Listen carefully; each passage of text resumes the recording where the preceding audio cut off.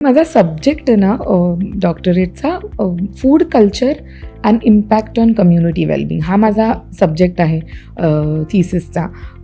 So ह्याच्यामध्ये थोडक्यात सांगायचं तर ऑफकोर्स खूप त्याच्यामध्ये पैलू असतात, खूप कॉन्सेप्ट्स आपण रिसर्चसाठी घेतो.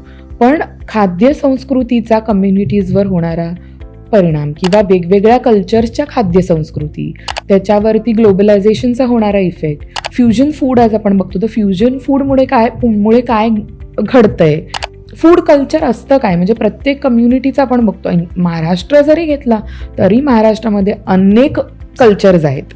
मग त्याची संस्कृती कशी असते आणि ती हळूहळू बदलत गेली का, खूप खूप त्याच्यामध्ये अँगल्स आहेत. आणि मला मजा आली कारण हा विषय माझा खूप जवळचा आहे.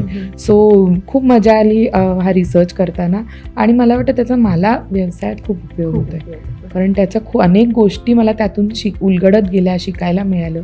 सो आय थिंक मला माझ्या कामातही खूप त्याचा उपयोग होतो आहे.